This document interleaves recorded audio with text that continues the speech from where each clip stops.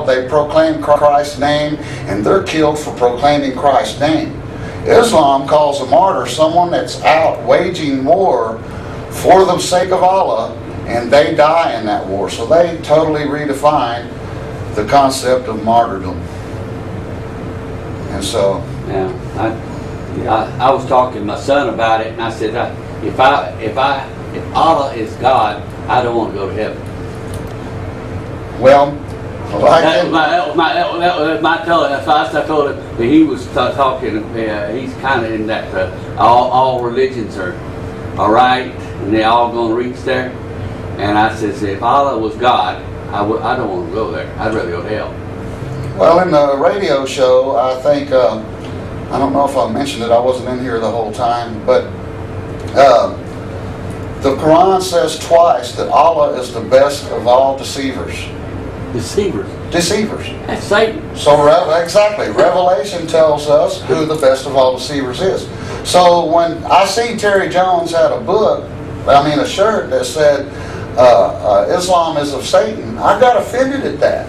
But after I studied it, hey, if Allah's the best of deceivers, like you say, I don't want to go to his heaven, even if it is true and he is the real God. I'd rather go to hell. That's somebody that'd be better than that. I'm telling you. And so, does anybody else have any questions? How about you, Alan? You got any questions? Okay, well then we'll go ahead and first off, let me say to the YouTube audience, my main website is thereligionofconquest.info. I have another Islam blog at religionofconquest.com, then another at thereligionofconquest.com. I have a couple special projects. How I Became an Islamophobe.com. I share my story there. Eric Allen Bell, a few other people have shared their testimony about how they became concerned, aware of the dangers of Islam and how they became concerned of it. For me, it was a Terry Jones Burn a Quran Day and the reaction of Muslims online and around the world, because a lot of people died just at the threat of Terry Jones burning the Quran, and whenever it did. So then I also have a site called anti-msulim where I'm fixing to try to establish a group of people who will have chapters in every state and in every nation, every country in the Western world, to where we can stay on our politicians and demand that they investigate the Muslim Brotherhood infiltration into our government. And so those are just a few things. But most importantly, here at this church, about 4 months ago, our pastor showed a 15-minute clip of Brigitte Gabriel from Act for America, and she told her story. And then I got up and read from my site. All of my Islam sites over in the sidebar has famous Islamophobe quotes, and so I quoted from 3 past presidents about Islam, and what they had to say is so breathtaking, it's so acute and to the point that someone here gasped out and said, well, what can we do about it? So there's a lot that can be done. If you go if you'll type in your address bar whatyoukanddoaboutislam.com, it'll take you to this page here on Citizen Warrior. And we can go through a few things real quickly about what you can do. The first thing is that battling Islam at this point is still an information battle. Europe is probably lost. They'll probably never be free from Islam without going to civil war and without a lot of blood being shed. But here we can stop the cultural jihad that's going on before it gets physical, before it gets violent. There's non-violent jihad and violent jihad. And so there's things that you can do is read the Quran. Educate yourself. Educate your neighbors. It's not easy to talk about Islam because you're going to get called an Islamophobe, a bigot, a racist. They're going to tell you that Christians are more of a problem, that the Christians in the Crusades killed more than the Muslims. And they won't tell you that the Crusades was a 500-year belated response to 500 years of Islamic jihad. they won't tell you that the eastern leg of the Roman Empire cried out to the western leg for over 100 years for them to come rescue them, and it took the western leg of the Roman Empire 100 years to develop a just war doctrine, just to allow them to go to war, because our Christianity in the New Testament and Jesus' teachings are so passive. And so, but you can read the Quran. You can go here to this page. There's several things you can do.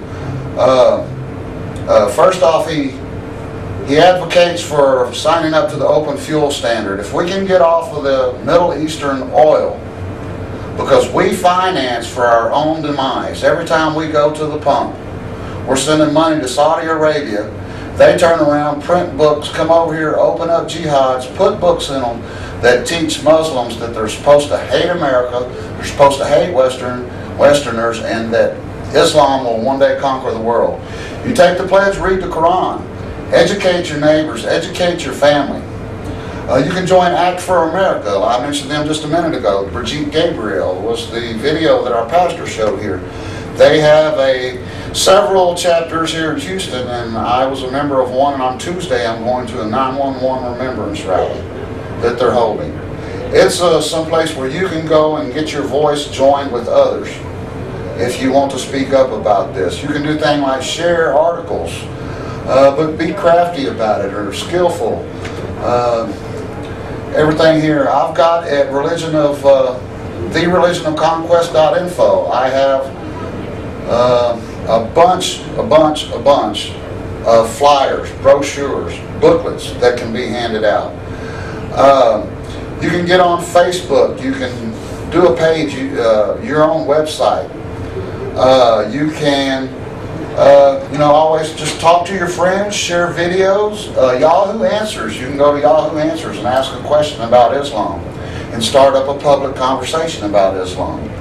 And that's what we need to do now, is have a public debate, a public discussion about Islam. Even though there's people that don't want that discussion to happen. That's Muslims and leftist liberals. They don't want that to happen. There's petitions you can sign. We can encourage our government to invest in other energy technologies besides oil. The campuses are overrun by the Muslim Students Association and things. We have to find a way to stop them from educating our kids. The Muslim Students Association has, according to the Holy Land Foundation trial, have been designated as a co-conspirator to terrorism. They are linked directly to Hamas. They are linked directly to Al-Qaeda. And Saudi Arabia spends millions of dollars a year to establish these groups like the Muslim Students Association to come and brainwash our children. They're turning our children against us. They're teaching them to hate America. And the regular socialist, liberal, progressives or whatever, they teach our children how to hate America too. But they're putting a spin on the Muslim Students Association, tars Israel and Jews, and advocates for special rights for Islam. They also do a massive false information campaign. They choose which books our children are taught out of in our colleges, in our high schools, in our junior highs, and even in our elementary school. You'll read books that your children bring home. If you watch and you look at the history sections, they make the Christianity look bad and Islam look good. And we're running out of time. We have to get our video camera set up, so we're going to go. And I'd like to thank the class and everyone for watching on YouTube. Y'all can check me out on Facebook at Damon Whitsell. And thank you very much, and God bless.